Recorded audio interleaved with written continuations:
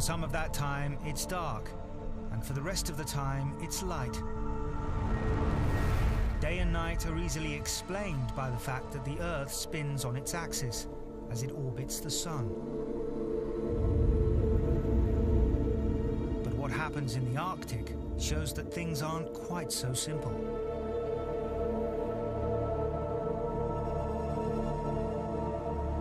Because here in the summertime, there is only day.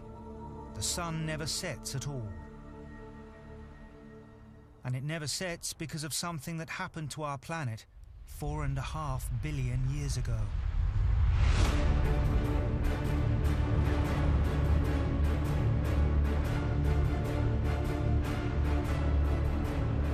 When our solar system began, it was a crowded and dangerous place. Earth was just one of thousands of new planets orbiting the young sun. And it was on a collision course with another smaller planet called Theia.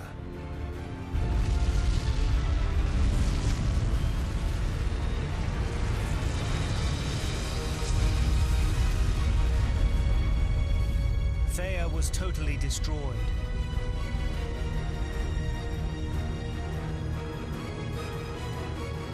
The debris from the crash eventually formed our moon.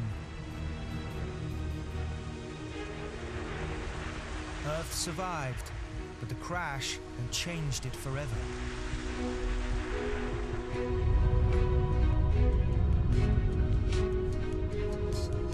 Theia knocked the Earth over. Our planet spins around its axis at an angle of 23 degrees away from the upright. This 23-degree tilt means that as Earth orbits the Sun, different parts of it get more or less exposure to the Sun. In June and July, the tilt means that the northern hemisphere is facing towards the Sun. It's summertime. But in the south, the opposite is true.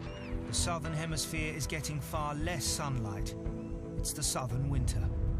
Come December and January, the Earth is on the opposite side of the Sun, so the tilt means it's winter in the north and summer in the south. At the poles, the Sun never sets in summer and never rises in winter. But it's not just at the extreme ends of the planet that the tilt is significant. For the rest of us in between, the length of our days changes through the year because of Earth's tilt. Tilt brings us spring, summer, winter and fall. Without it, there would be no seasons. As the seasons change up and down the surface of the Earth, they bring on dramatic and spectacular events. From the intense storms of Tornado Alley. We're watching some very strong rotation here. This purple area here is winds about 150 kilometers towards the radar. To the dramatic spring breakup of ice on frozen rivers. I've been watching it for 62 years. You're going to be faced with high water and a river full of ice. You got nothing out of that except a flood.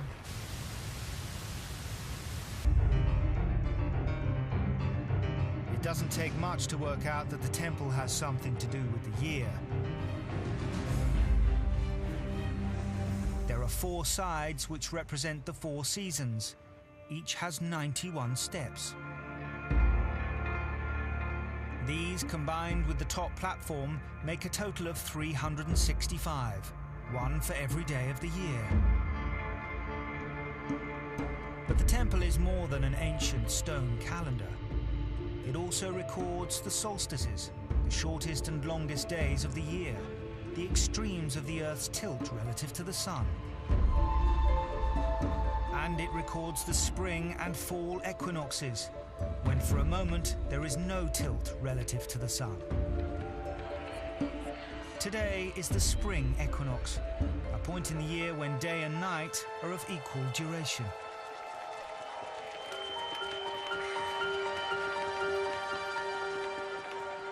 The crowds at Chichen Itza are waiting for a magical transformation, which only happens here on the day of the equinox.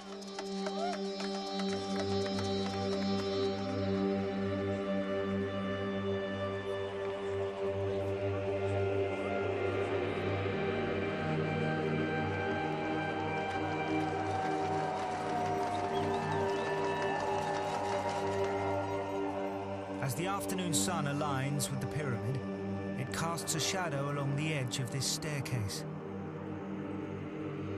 As it develops, the shadow provides the carved snake's head at the bottom of the steps with a body. This is Kukulkan, a heavenly serpent, the divine messenger of the Mayan sun god.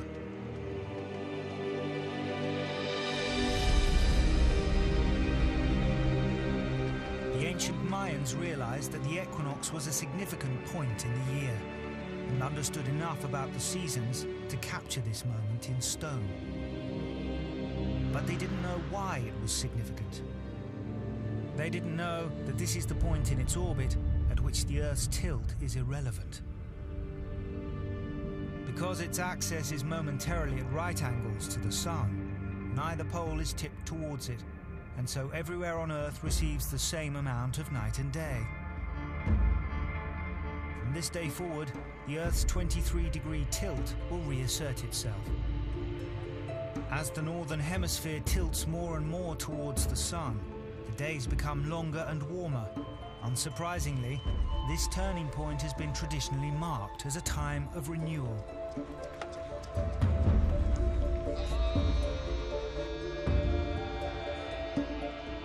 From the pagan dawn ceremony at Stonehenge to the burning of the Wicker Man in Northern Ireland,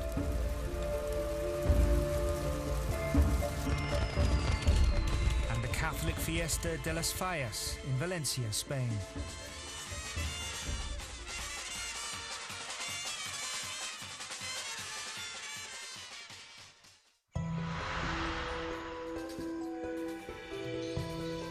As the northern hemisphere tilts further towards the sun, the extra heat and light have a dramatic effect on animals and plants. Thunderstorms can also give birth to a phenomenon called a haboob, like this one in Phoenix, Arizona. These massive dust storms occur in arid regions where the leading edge of a thunderstorm collapses, generating a super fast downdraft. The falling winds kick up a wall of dust and sand in front of it.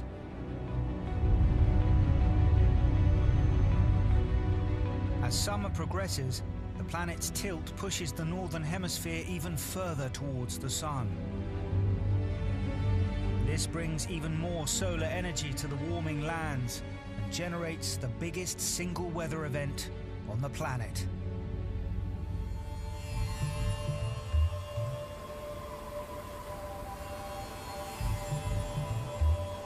Oceanographer Helen Chersky has come to Kerala on India's southern coast to witness the start of the monsoon. We're on the edge of the land, big Indian landmass is behind me, the ocean's to the south, and this is where the monsoon is set up. What's driving the monsoon is the difference between the land and the sea. So the sun is beating down on this area of land, especially at this time of year when the sun's almost directly overhead. And the land heats up very, very quickly, whereas the ocean heats up much more slowly. If you look at the sand here, the surface that's being heated by the sun is hot. And if you dig down, you don't have to dig down very far. Even a little way down, that sand's really cool, whereas this layer here is really, really hot. And so you can see that only a thin layer is being heated. So all of that sun's energy that's being absorbed is going into this really thin layer, so it heats up very, very quickly. So, the sun heats the land dramatically, but not the ocean. Here, the Indian Ocean is much cooler than the land. The reason is, the ocean requires much more of the sun's energy to heat it up. The ocean is also relatively cool because to heat the surface, you have to heat much more than just a thin layer. What happens is that winds that blow across the surface of the ocean generate turbulence which mixes that top layer. So as soon as some water's been heated at the top, it gets mixed down below. As we enter summer, the land heats up fast, while the ocean lags further and further behind. Now the air above the land becomes much hotter than the air above the ocean. As the warmer air mass rises above the Indian subcontinent, it creates a kind of vacuum behind it. This draws in the cooler, denser air from the ocean to replace it. Because of India's particular geography, the process happens on a huge scale. It's a triangular peninsula with both wide, hot plains and, crucially, a very long coastline. This combination sets up a powerful and sustained movement of cooler ocean air towards land, called the monsoon wind. But what we think of with monsoons is not wind, but rain. Enormous cloud overhead, enormous black cloud, which is built 15 kilometres up into the troposphere, and the first drops of rain are just starting to come down. As the sun beats down on the ocean, some of the water evaporates and is carried up into the atmosphere, where it forms vast rain clouds.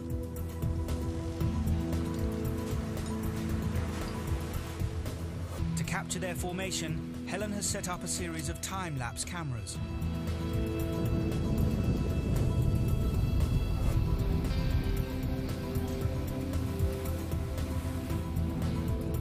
The monsoon winds drive the moisture-laden clouds across the land, bringing with them a torrential downpour. 80% of all India's rains arrive in this seasonal deluge. This is the monsoon. This is all the water that's been lifted up off the ocean in the past few days because of the heat that's been carried inland, and it's now falling on top of me. The raindrops here are really, really large, and you can see they're making pot marks in the sand because they're so big. And the reason for that is that in warm conditions like this, up in the clouds, the drops are joining together to make bigger drops. The smaller drops actually stay up in the clouds because they're being lifted out of the way, and all that falls are these massive drops that are covering me now. The models have linked these higher temperatures with changes to the Earth's angle of tilt. Today, the angle of tilt is 23.4 degrees. But every 41,000 years, that angle swings between 22 and 24.5 degrees.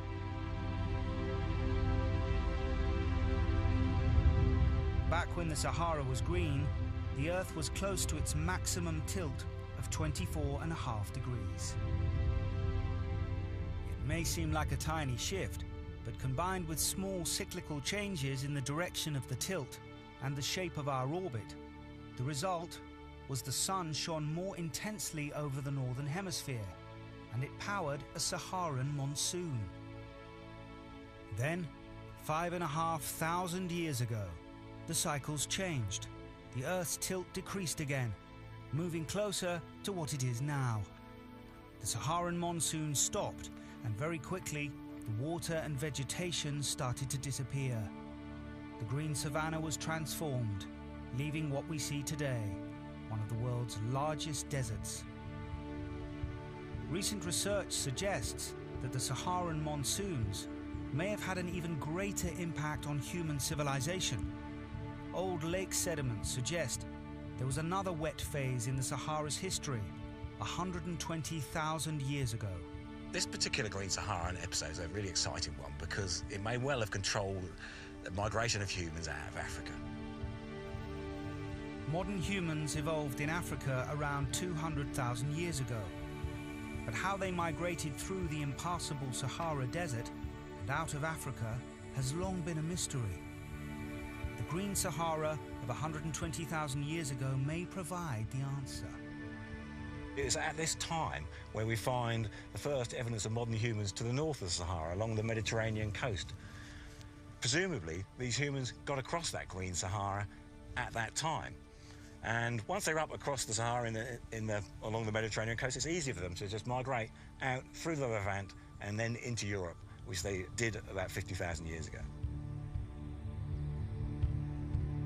It's remarkable to think that tiny variations in the Earth's tilt may have led to one of the most fundamental movements in human history.